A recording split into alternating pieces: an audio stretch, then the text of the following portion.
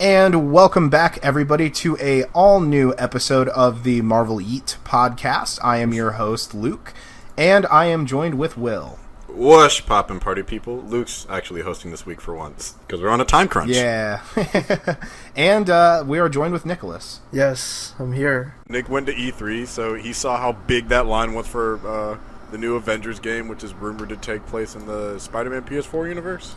I think it's rumored, so there was a few people that actually had interviewed some of the developers of the game, and, you know, they were all, like, really light with their wording. They wouldn't confirm nor deny. They're just like, it's not the future yet, so, like, you know, we're doing some DLCs and stuff. You know, that's, like, literally what their response was, so it was very much a non-answer, but it was also kind of like, okay, yeah, they're probably doing something with Marvel's Spider-Man. So, what are...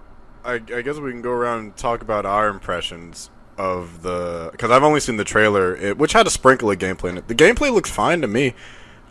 It's just... The faces... And they have time. They have plenty of time, because it comes out in 2020, right? The game, so they have plenty it's like of time. spring or next year or something. Yeah, I think it's May 2020? Under a year from now, May. It's May. Yeah. Yep. May 2020. But, like, the faces, I'm not a huge fan. And I have a minor thing with Cap's design. I like the fact that it's tactical, like it's realistically tactical. It's just there isn't enough red, and that's it. Like, that's just a nitpick, honestly. But I mean, the game looks fine from the little bit of gameplay. Hulk looks good. Iron Man, Thor, good. Someone said that Black Widow looks like Grace. Yeah. But I yeah, mean, somebody made that comparison. So, like, yeah. I think Thor looks, honestly, like, he's probably my favorite. And, you know, I'm going to probably stretch out a little bit and say that, like, the character designs we saw in the trailer might not even be what they look like when you first boot up the game. It's just that, like, because there's so many alternative skins, I'm not, like, solely convinced that those are the suits you actually start out with. No, I kind of agree. Well, I agree this isn't going to be the final design either. They have a year. It's the same. Like, I don't think it's going to be how they end up looking.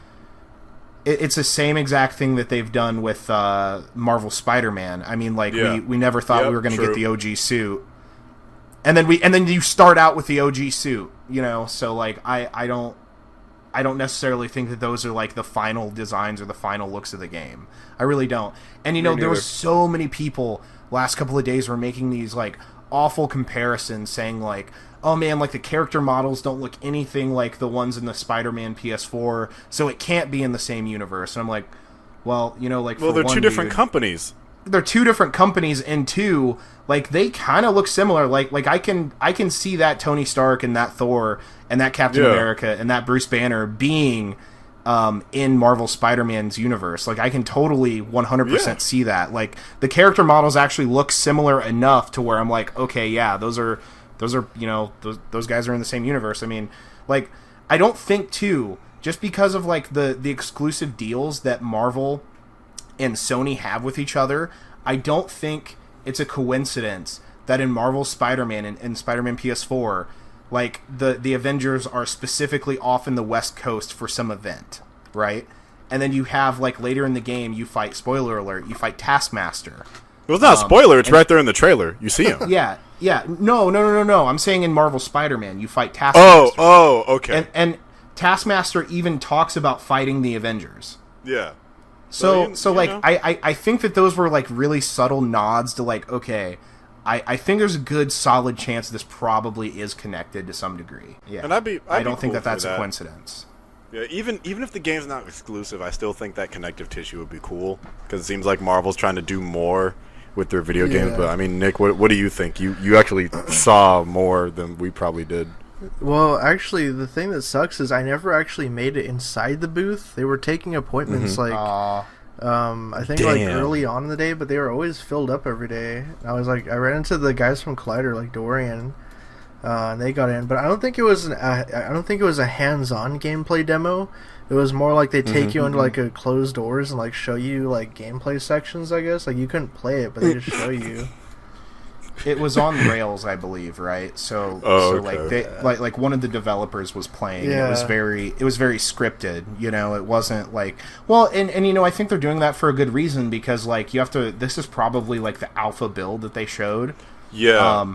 So you know, like we're not getting the beta until like sometime early 2020. Like we're not getting the beta this year. You know, so like. You know, like there's a lot still for them to change, and you know what? If they feel like they're not 100% satisfied, they can push it back too. Which Square has notoriously done in the past. How well we know. Oh yeah. How well we remember Final Fantasy 15 and the many pushbacks to the point where it became a completely different game. But like, also I think they're like moderately far along with it, but I don't know how far they are because I think they only hired like a full-time script person recently, and I'm going off the information that Random Black Gamer had dropped on his channel like a couple months back or so, or it might have been closer than that, about Square literally looking for someone to be like a script writer for like a secret project, and the implication was that it was Avengers. Because Final Fantasy VII is clearly a lot longer along. And it's coming out earlier, so they have to work more on that. But people are like, oh, they're, you know, resource allocating. I'm like, I don't think they're doing that. It's just like they're taking their time with this one than they are with 7. Like, 7's been in production for a long-ass time. This one has 2 for various reasons, so, you know.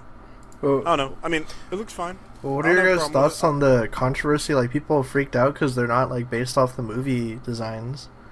Good. That's just silly. That's so silly. Like why? Like... Do you not realize how much Square Enix would have to pay the actors if they use their likeness? Yeah, no, fuck that. Which is also funny because like look at Bruce Banner, dude. Like he Ruffalo. looks like Mark Ruffalo, like same hairstyle, same glasses, same looking clothes. So like you can tell that there's definitely a synergy going on there. But if that was actually like Mark Ruffalo, if that was like an actual like character model, dude, do you realize how much in royalties they would have to pay out for that?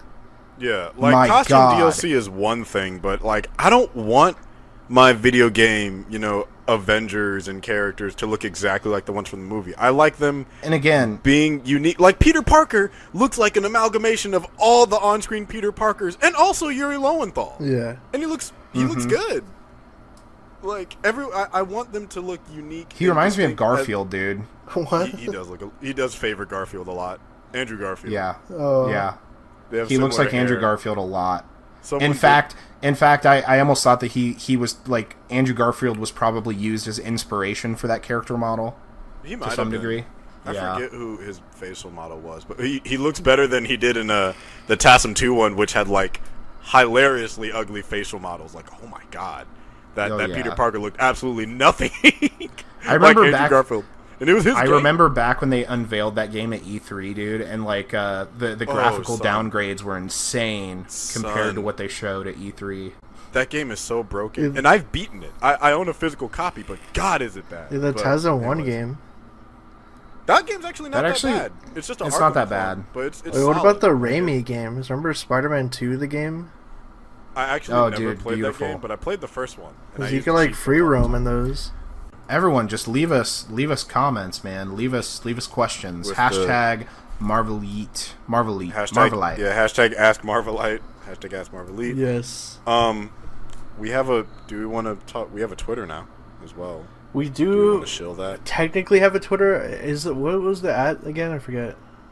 At Marvel Annotated. Annotated. Okay, I'll try and leave that somewhere in the description or something. Okay. Yeah, so we have a Twitter now.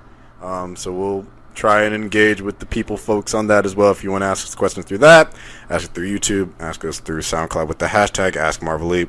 Yes. But we're back. Where can they find and y'all? We're trying to find guests. Yeah, where can they find y'all on your individual social medias, Will? They can find me on my own personal channel and my social media at Will the Greatest.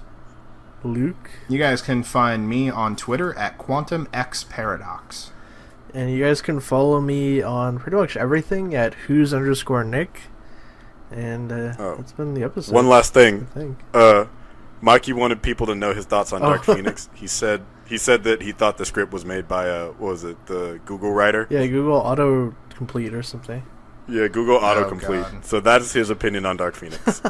That has been episode 142, everyone. We will see you all next week. Peace.